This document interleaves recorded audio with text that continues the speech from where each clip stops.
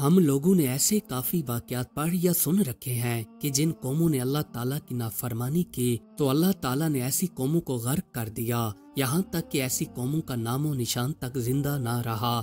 چلیں پچھلی قوموں کی باتوں کو چھوڑ رہے ہیں، اب آپ اس دور کو دیکھیں۔ اس دور کے اندر بھی ایسی قوموں کے ساتھ ویسے ہی ہو رہا ہے جو اسلام کی دشمنی پر تلے ہوئے ہیں۔ ایسے لوگوں کو اللہ تعالیٰ غرق کر دیتے ہیں۔ یہ واقعہ افغانستان کا ہے۔ افغانستان کے اندر طالبان اور شمالی اتحاد کے درمیان کافی عرصے تک جنگ جاری رہی، اور اس جنگ کے اندر طالبان 90% علاقے تک اپنا پرچم لہرانے میں کامیاب ہو گئے۔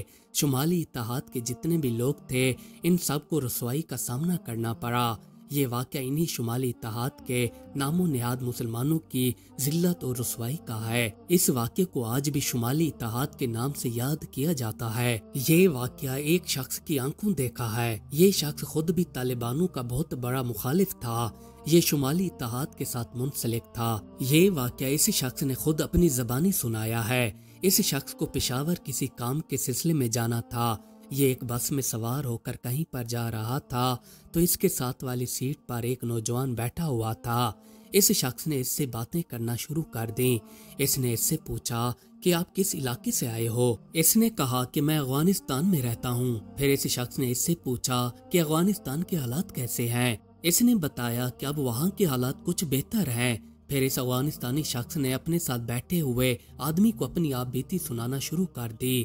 یہ اس سے کہنے لگا کہ ایک مرتبہ شمالی اتحاد اور طالبانوں کے درمیان کافی جھڑپ چل رہی تھی۔ اس جھڑپ کے دوران شمالی اتحاد کے 14 سے 15 بندے مارے گئے۔ طالبانوں کے خلاف میرا داماد اور بیٹا بھی لڑ رہا تھا، یہ بھی اس جنگ کے اندر مارے گئے۔ جب مجھے اطلاع ملی کہ میرا داماد اور بیٹا طالبان کے ہاتھوں مارے گئے ہیں تو میں دوڑتا ہوا متعلقہ جگہ پر پہنچا۔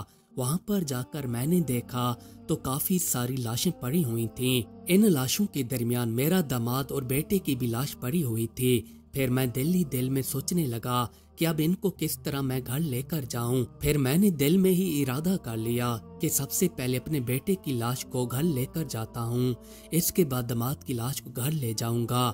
اسی دوران میں نے اپنے بیٹے کی لاش کو اپنے کاندھے کے اوپر اٹھا لیا۔ ابھی میں کچھ ہی قدم چلا تھا تو مجھے پیچھے سے کسی نے کاٹ لیا۔ میں نے لاش کو نیچے گرا دیا۔ جب میں نے لاش کو نیچے گرایا تو یہ بالکل بے جان پڑی ہوئی تھی۔ پھر میں نے دوبارہ اپنے بیٹے کی لاش کو کاندھے کے اوپر اٹھا لیا اور کچھ ہی قدم آگے چلا ہی تھا تو دوبارہ لاش نے مجھے کاٹ لیا۔ پھر میں نے اسے زمین پر گرا دیا اور پیچھے مڑ کر دیکھا تو تمام لاشیں جو زمین پر پڑی ہوئی تھیں یہ اٹھ کر کھڑی ہو گئیں۔ ان کے ہاتھ اور پاؤں موڑے ہوئے تھے، ان کے پیچھے دم نکلی ہوئی تھی۔ یہ سب ایک دوسرے کو کاٹنے لگے اور جانوروں کی طرح ایک دوسرے کے پیچھے بھاگنے لگے۔ یہ لوگ انسانی شکل میں حیوان بن چکے تھے۔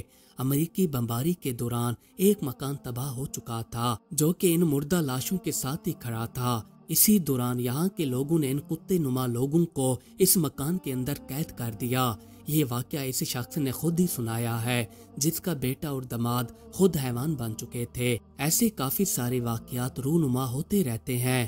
کچھ ایسی خبریں بھی سننے کو ملتی رہتی ہیں کہ جو لوگ اسلام دشمن ہیں ان کی شکلیں حیوانوں کی طرح بن جاتی ہیں۔ یہ صرف اسلام دشمنی کا نتیجہ ہے۔ جو لوگ اللہ تعالیٰ کے بندوں کے ساتھ ظلم اور زیادتی کرتے ہیں تو اللہ تعالیٰ ان سے اپنا حساب لے لیتے ہیں۔ اگر کوئی بندہ یہ واقعہ سن کر بھی عبرت نہ کرے تو وہ بدبخت ہے۔ اسلام سے دشمنی کرنے والوں کا انجام ایسا ہی ہونا چاہیے تاکہ لوگوں کو پتہ چلے کہ کون بندہ حق پر ہے اور کون بندہ مخالف ہے۔ اگر جو بندہ اس عذاب سے بچنا چاہتا ہے اسے چاہیے کہ اسلام دشمنی چھوڑ کر سیدھے راستے پر چلے۔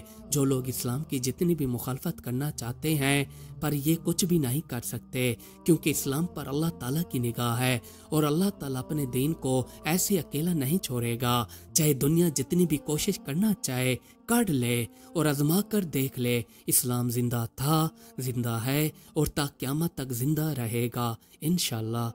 مزید اچھی ویڈیوز دیکھنے کے لیے ہمارے چینل کو سبسکرائب کر لیجئے۔ Thanks for watching.